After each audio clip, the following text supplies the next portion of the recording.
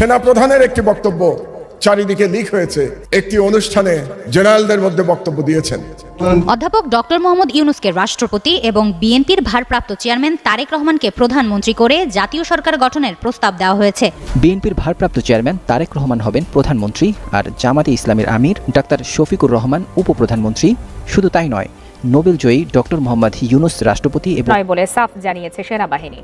সরকারের সাথে কোনো মতবিরোধ নেই জানিয়ে সেনা সদর বলছে মব ভায়োলেন্সের বিরুদ্ধে কঠোর অবস্থানে সেনাবাহিনী। দর্শক, অবশেষে জাতীয় সরকার গঠন করা হচ্ছে। ডক্টর ইউনূস রাষ্ট্রপতি, তারেক রহমান হবেন প্রধানমন্ত্রী, উপপ্রধানমন্ত্রী হবেন ডক্টর শফিকুর রহমান জামাতের আমির।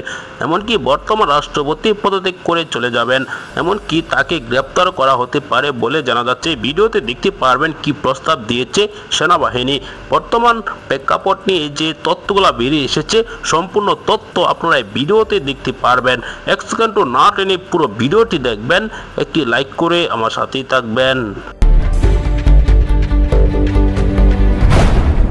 রাজনীতির দাবার বোর্ডে নড়ে উঠেছে গুটি।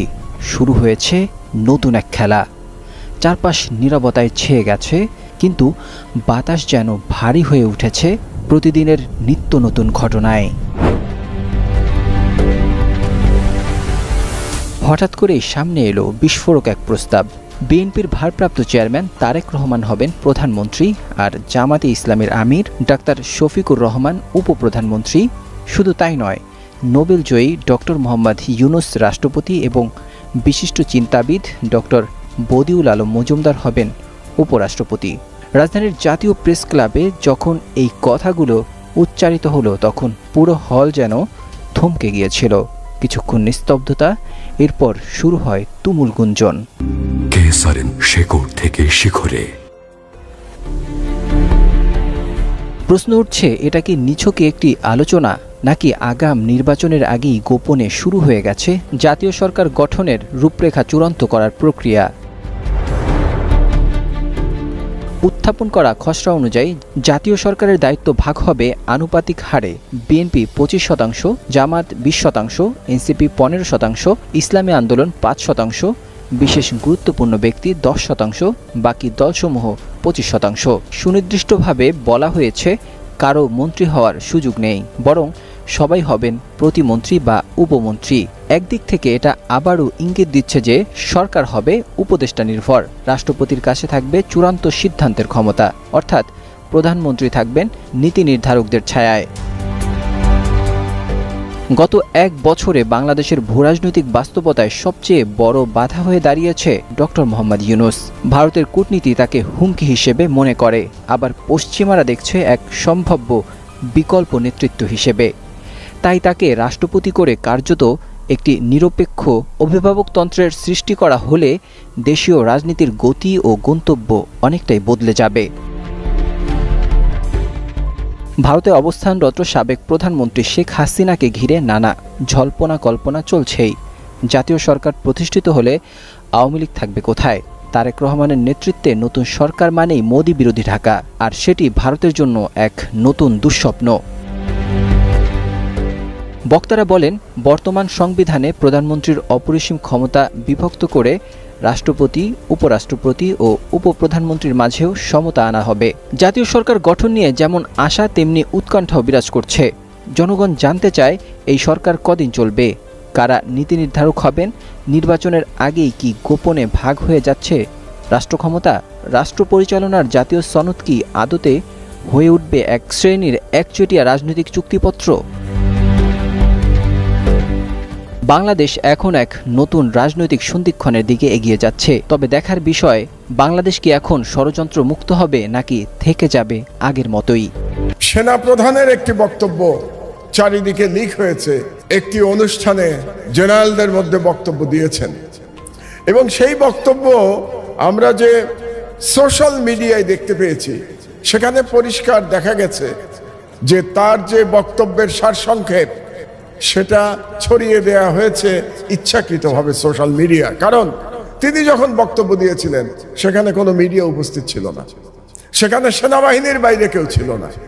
তাহলে এটা উদ্দেশ্য প্রণোদিতভাবে তার বক্তব্য ছড়িয়ে দেয়া হয়েছে, এবং এটা ছড়িয়ে যদি দেয়া হয়ে থাকে তাহলে ক্যান্টনমেন্ট থেকেই ছড়িয়ে দেওয়া হয়েছে। দেশের সার্বভৌমত্ব রক্ষা ও করিডোর ইস্যুতে কোনো আপোষ নয় বলে সাফ জানিয়েছে সেনাবাহিনী।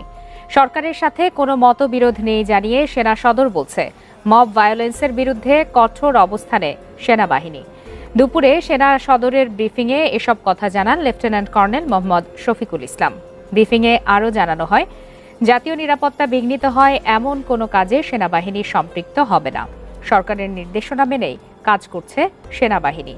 কেউ যদি মব তৈরি করে বিশৃঙ্খলা করতে চায় তার বিরুদ্ধে কঠোর ব্যবস্থা নেবে সেনাবাহিনী। সীমান্তে পুশ ইন কোনোভাবে কাম্য নয় মন্তব্য করে লেফটেন্যান্ট কর্নেল মোহাম্মদ শফিকুল ইসলাম বলেন, সরকার নির্দেশ দিলে সীমান্তে যুক্ত হবে সেনাবাহিনী, তবে সীমান্তে বিজিবি সক্রিয়ভাবে কাজ করছে বলে জানান তিনি। চট্টগ্রামের একটি কারখানায় কেএনএফ-এর পোশাক উদ্ধারের বিষয়টি উদ্বেগজনক বলেও মন্তব্য করেন lieutenant colonel Mohammad Shafiqul Islam.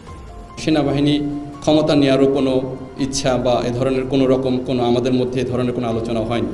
Officers address, দেখুন, সেনাবাহিনী প্রধান যে কোনো সময় বা সময়ে সময়ে অফিসার জেসিও এনসিও সৈনিকের সাথে কথা বলে থাকেন, দিক নির্দেশনা দিয়ে থাকেন। এটি তারই একটি ধারাবাহিকতা মাত্র। এখানে আমরা কোনো সাংবাদিককেও ডাকিনি, তিনি জাতির উদ্দেশ্যেও কোনো ভাষণ দেননি, বা আইএসপিআরও সরকারিভাবে কোনো বিবৃতি দেয়নি। সো আপনারা যেটা গণমাধ্যমে বা সোশ্যাল মিডিয়াতে দেখছেন, এইটার সঠিকতা বা বস্তুনিষ্ঠতা নিয়ে যথেষ্ট বিবেচনার দাবি রাখে। তো সে বিষয়ে আপনারা ভালোই বুঝতে পারছেন। আর আপনার যে বাকি বিষয়গুলো, সেগুলোর বিষয়ে আমি আগের মতোই বলবো যে জাতীয় নিরাপত্তা বিঘ্নিত হয় এমন কোনো বিষয়ে সেনাবাহিনী সম্পৃক্ত হবে না। আর পাহাড়ি যে একটি দলের কথা বলেছেন, এটা আপনারাই জানেন, এটি একটি আত্মস্বীকৃত টেরোরিস্ট দল যারা সংঘাতপূর্ণ কাজ করে থাকে। সো তাদেরকে নির্বাচনে যুক্ত করা সমীচীন নয় বলে আমরা মনে করি। প্রিয় দর্শক, আপনারা জানেন ডক্টর মোহাম্মদ ইউনূস পদত্যাগ করবেন, এরকম গুঞ্জন সৃষ্টি হয়েছিল। কয়েকদিন যাবত ধরে এটি নিয়ে তোলপাড় হয়েছিল। এখন নতুন তথ্য বেরিয়ে এসেছে। ডক্টর মোহাম্মদ ইউনূসকে রাষ্ট্রপতি বানিয়ে তারেক রহমানকে প্রধানমন্ত্রীর দায়িত্ব, এমনকি উপপ্রধানমন্ত্রীর দায়িত্ব দেওয়া হতে পারে জামাতের আমিরকে। এমনকি আরও কয়েকজন ব্যক্তির নাম উল্লেখ করা হয়েছে, তাদেরকে দায়িত্ব দিয়ে জাতীয় সরকার গঠন করার জন্য প্রস্তাব দেওয়া হয়েছে। এই প্রস্তাবে রাজি হলে দেশের ভালো হবে নাকি দেশের জন্য আরও খারাপ কিছু বয়ে আনবে, এ বিষয়ে আপনার কি মতামত জানাতে পারেন। ডক্টর মোহাম্মদ ইউনূস তিনি যখন বলেছেন পদত্যাগ করে তিনি চলে যাবেন, তখন কিন্তু সকল দল ঐক্যবদ্ধ হয়ে ডক্টর ইউনূসের সাথে সাক্ষাৎ করেছেন, এমনকি তাকে রাখার জন্য অনুরোধ করেছেন তিনি যেন থাকেন। তিনি অবশ্যই থাকছেন, কিন্তু আবার নতুন যে প্রস্তাব সেটি নিয়ে আলোড়ন সৃষ্টি হচ্ছে। আপনারা কি ডক্টর ইউনূসকে ক্ষমতায় চান নাকি জাতীয় সরকার গঠন করা হোক এমনটা চান? অবশ্যই আপনার মতামতটি জানাতে পারেন। আসসালামু আলাইকুম।